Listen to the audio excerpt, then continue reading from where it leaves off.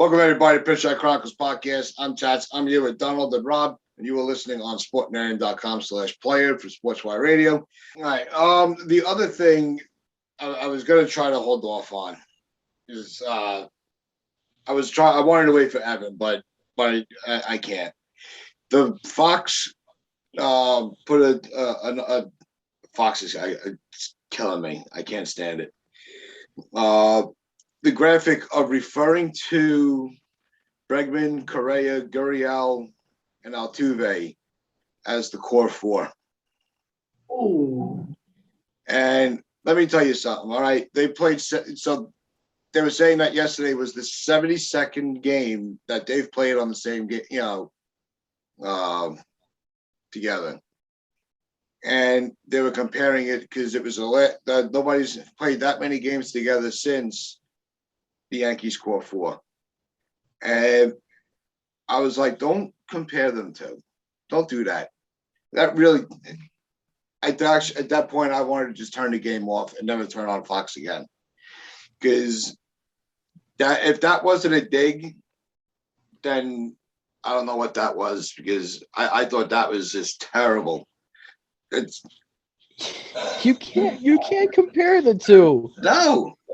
One core, first of all, the Astros core four, or what they're calling it, is all infielders. The Yankees core four had two pitchers in it. So that's a dumb comparison, first of all. Second of all, we won multiple championships. The Astros have only been to a couple. And one. They could potentially lose another one. And the only one they did win, they cheated to do so. So let's hold off on that a little bit, because you're starting to compare two of the greatest of all time to ever step onto a baseball field, and Derek Jeter and Mariano Rivera, to a few cheaters. So let's That was terrible by Fox.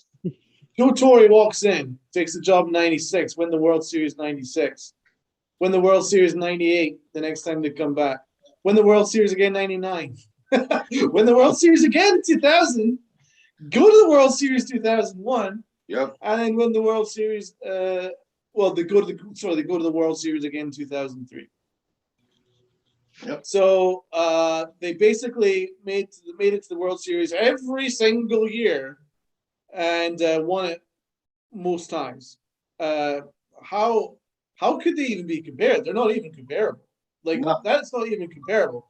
One of the titles that Houston won was completely and utterly null and void as far as I'm concerned, because they cheated to do so, and that's just fact. That's not even me being sour or anything like that, because I've got so many issues with this current Yankee team. I don't even have time to think about what the Astros did back. I don't really care anymore. But it is a fact. They cheated, and it helped them win a World Series. They should have the title stripped. So there's no core four. They're just very good players that are staying on the same team. Congratulations to them, because they're a very good team, great bunch of ball players, and they fully deserve to be in the World Series. But you can't use this term core four. Sorry, that's out of bounds. No, and they're praising the Astros like they're this dynasty of a team, but there's no dynasty there. The Dodgers have more of a claim for a dynasty than the Astros, And the World Series the Dodgers won was in a 60-game season. But like we always say, like what we said with the Bumgarner no-hitter. You played the game within the parameters that Major League Baseball set, so that it counts. It has to count. It's not like they only played 60 games and everybody else played 100. So the Dodgers series was legit. It was a weird year, but I count that one more than 2017. Sorry. We haven't really seen a dynasty since us. I mean, you can say San Francisco was technically one because they were winning it every other year, but there is no, unless you're winning multiple championships in a row, we're still the last team to win multiple championships in a row. And we're talking about 20 years ago already at this point. So, I mean, that was a dynasty. The Yankees in the 90s, they were a dynasty. Like Donald mentioned, every year but two from 96, we were in the damn thing. That's a dynasty. Yeah. what the Astros are, getting to the pennant every year, it's not a dynasty. That's just a really good team. There's a big difference between a dynasty and a really good team. The Patriots were a dynasty. Yeah. Because they Golden won. State Warriors, the Chicago Bulls. Dynasty. Sure. Not getting there, not the Astros. And I'm not surprised. Yeah. I'm not surprised it's Fox because they employ Alex Rodriguez, whose earth-shattering analysis was score runs. Like, they paid this guy to say score runs. How do we Atlanta? I think he said the key to the series is scoring runs. Oh, that's really good. Man. That's great. That's great, bro. No, you're right. I mean, listen, that's not even a disrespect to the Astros.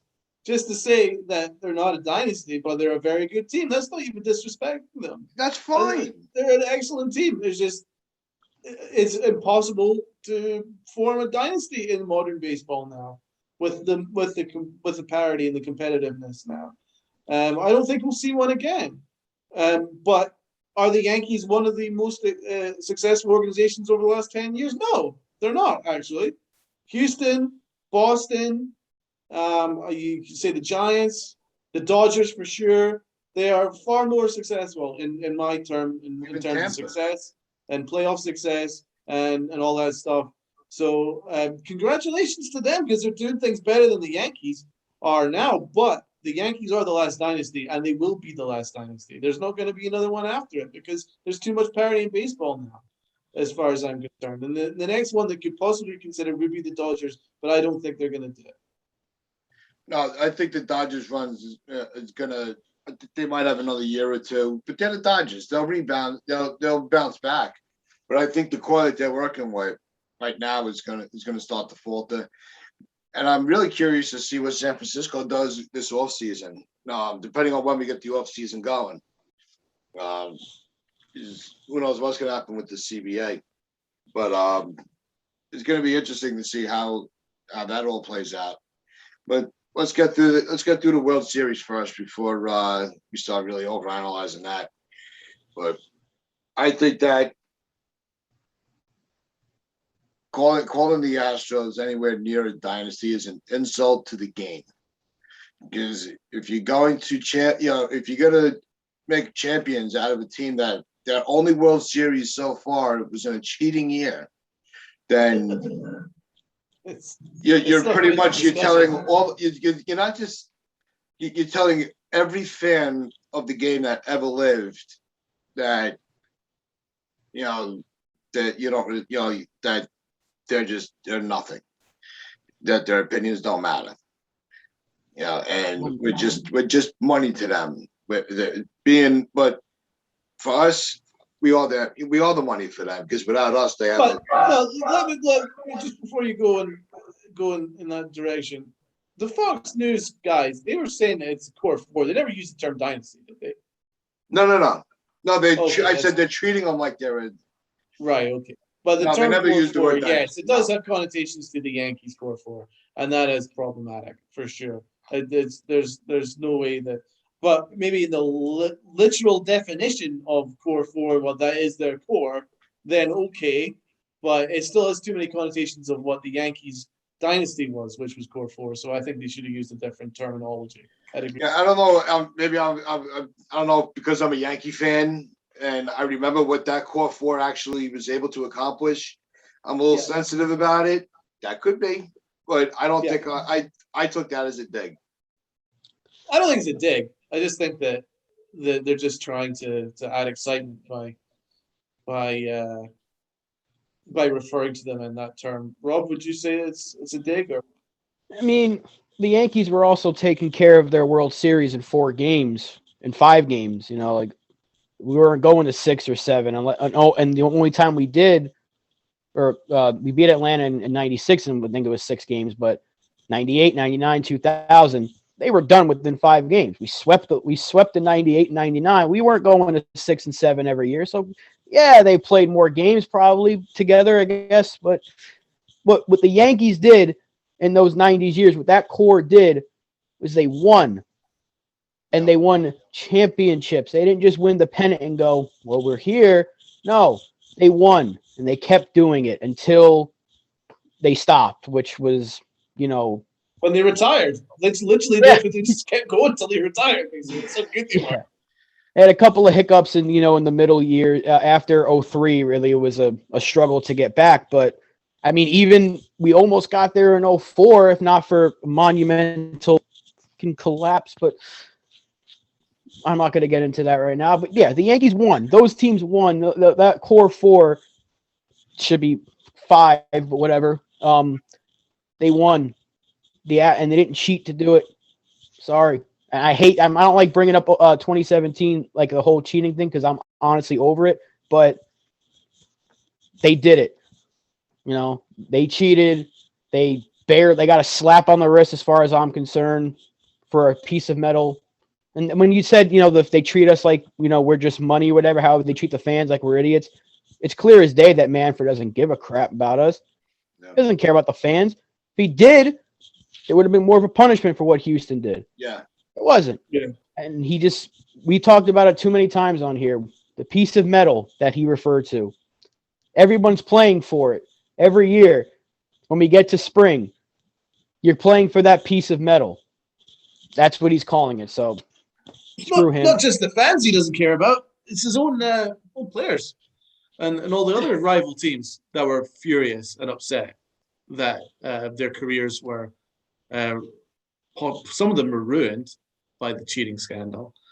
Some of them had to be demoted. Some of them lost their careers because they were getting blown up because they knew exactly what pitches were coming.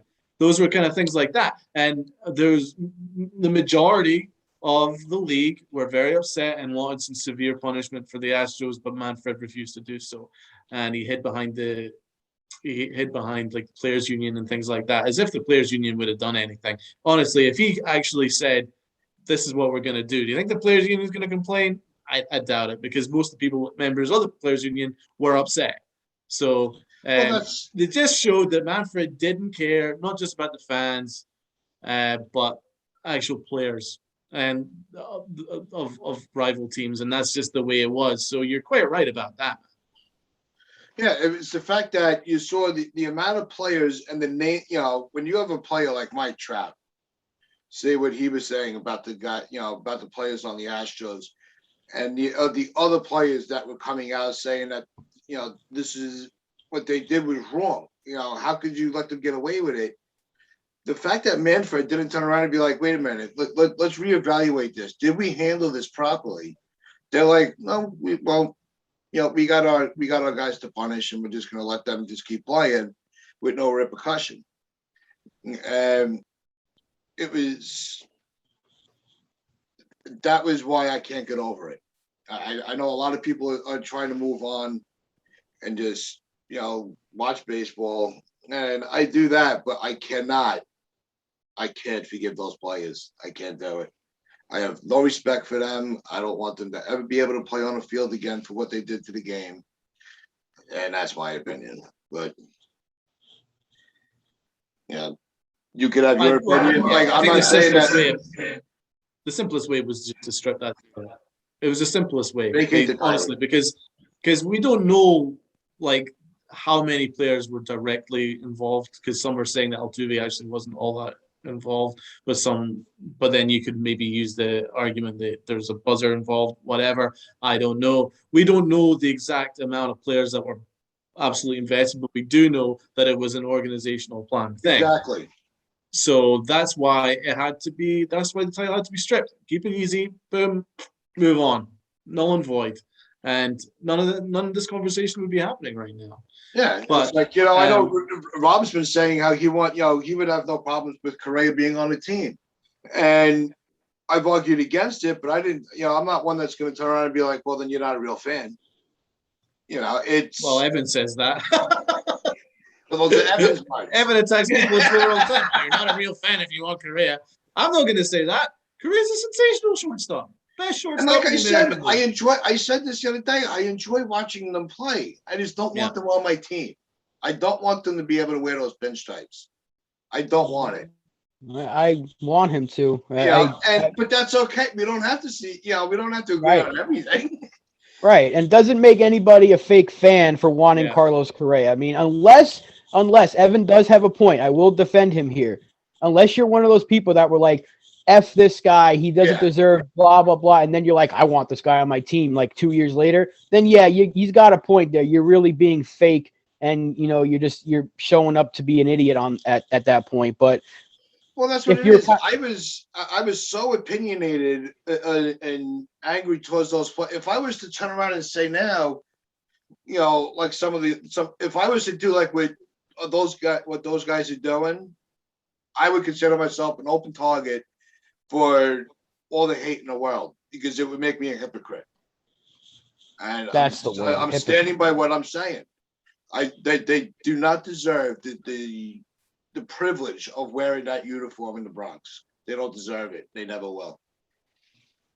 Well, I just think that I hate how a lot of these people are cursing Correa's name, but they'll turn around and be like, Alex Rodriguez deserves to have his number retired, forgetting that the guy cheated several times wearing a Yankee uniform. The fact that we have two big pieces of garbage on our roster right now wearing the pinstripes and Aroldis Chapman and Domingo Germán, that doesn't matter. But Carlos Correa being a Yankee is where they draw the line. I'm sorry. These are the people that were mad that Gallo was wearing 13 because it was A-Rod's number. But how many times did A-Rod put this team through hell? He's a cheater. Or I hurt my pinky. I can't play for 3 months. Or I'm suspended. Or I'm going to go on Michael K's show and badmouth the team. I'm going to sue the team. But I'm supposed to go over here and praise the guy because he's retired and he's kind of funny. Or he's dating Jennifer Lopez, whatever. Get the hell out of here. If you guys praise Alex Rodriguez the way you do, I'm going to say that I want Carlos Correa on the New York Yankees. Yep. No, and I respect your opinion on it. That's all. But there's my opinion on Correa, Altuve, Bregman. It's not going to change. Remember when Johnny Damon was part of the clowns when they upset the Yankees and won the 4 straight games, and they were clowning around, and there was fans going, "I'll never want Johnny Damon in my team. Never ever will I want Johnny Damon to be a Yankee." And as soon as he hit free agency, everyone was like, "Please, Johnny Damon, please join the Yankees. We need you." And then he helped us win a World Series. So. Listen, Johnny Damon's always been a very good player, and he was never involved in cheating. It's maybe not the best example, but I think it's just fans will basically, let's be honest, if there's a great player available that's going to help your team, even if he played for a rival who you freaking hate, but he's going to help your team, it won't take long until you're on that side and going and rooting for that player, I think is more my point in regards to that. We liked Clemens. He was a Red Sox. Kevin Youkilis, before he got hurt that year, he was actually one of our best players in 2013. People quickly forgot that he was a Red Sox because he was playing. And everybody hated those Red Sox that were part of that era. That was that little time where they were clowning around and they were kind of showing up the opposition, and they were. But there's a difference with those players that are clowning on one. That's what you do when you're competitive. What I'm saying is these fans were saying that, I hate these players. I don't want them on my team. And then as soon as they were available and we got them, they were the most supported Yankee. So that's more my point. But there's a difference between those Red Sox teams and those players that you mentioned and the players on the Astros that manipulated and embarrassed the game. I mean, some of those Red Sox players, one of them literally threw an old man to the ground, and Yankee fans were screaming for Pedro to be a Yankee a couple of years after that when he was a free agent. So I never liked Pedro. I liked him as a pitcher. I thought he was a phenomenal pitcher, but I don't want him. The last couple of years, I was actually looking at him more of like a pitching coach type of role. Like every time, you just think of the Zimmer game, and you get all aggravated again. So to look at him every day would be a problem. And those teams used to literally fight like almost every time they played. Like Veritek smacked A-Rod in the face. Still one of my favorite moments of the rivalry. He deserved it. Yankees wanted Kurt Schilling, and Kurt Schilling did that bloody sock nonsense. Remember? And he was the biggest a-hole in Major League Baseball. And Yankee fans were wanting Kurt Schilling because he'd help your team. It's kind of simple. And we've got two of the worst people you could possibly want. One of them, Aaron Hicks, because he's just a big softy and he just doesn't even like baseball. He wants to play golf. And then the other is Domingo Herman, who's a white beater. And then you got Chapman, who was shooting guns and things like that, and because he was done for domestic assault. So I mean, come on, let's just. I think we need to get off our high horse. We've got our own kind of issues here. If there's a player available that's going to make us better, I'm sorry, I have to consider it. Yeah, it's so tricky. Do you turn into a hypocrite just to win just to win a championship? Yes, you've already done it. But you know what I mean? Like, that's the big question. Do you give up on everything that you were angry about and you despise these players for, but now they're available? If they were never available, would we be forgiving them? Look at 09. How many players on that team have been caught cheating? A-Rod 1,000% cheated during 09. He just conveniently came back and was back to his old self despite injury after injury. Melky Cabrera, Robinson Cano, all friends of him. Come on now. We won a championship thanks to those guys. No one cares, though.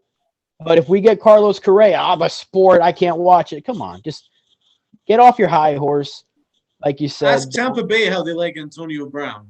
Antonio Brown, one of the weirdest human beings, has done a lot of bad shit. No one was complaining when he helped them At a Super last Bowl. year. We helped Tom them win a Brady. Super Bowl last year. Tom Brady. And now he's their number one now he's their number one target.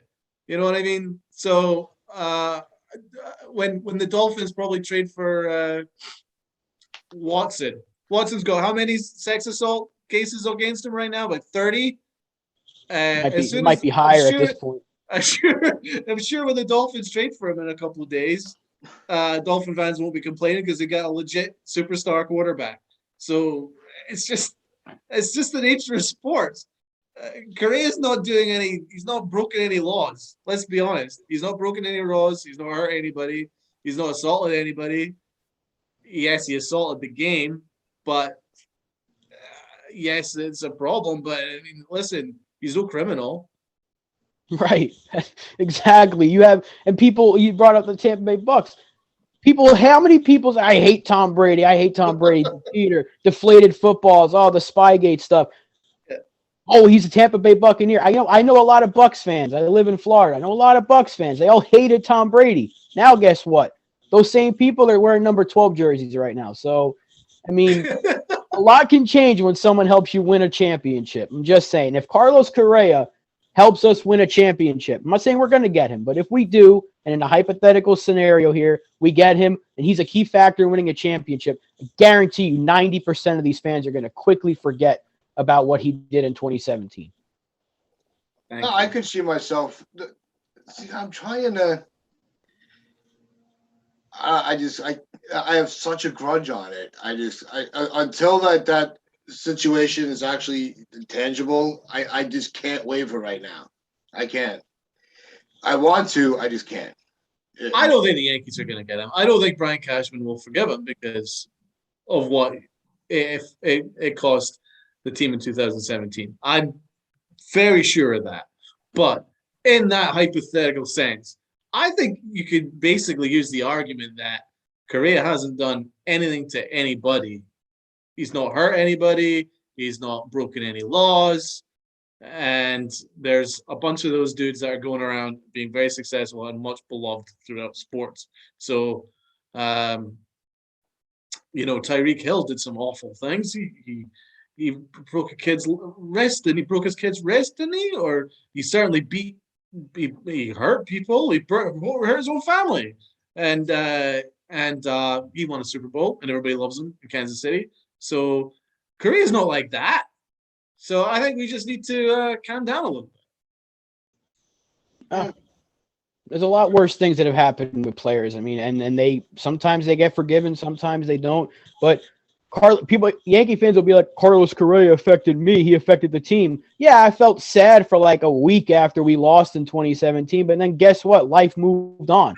You know, it's not like he came up to me and said, you suck, and smacked me in the face. And then I would be like, I don't want this guy playing for my team. No, he didn't do anything to me personally. He didn't beat up the Yankees. Well, they beat the Yankees, but they didn't beat up the Yankees or something like that.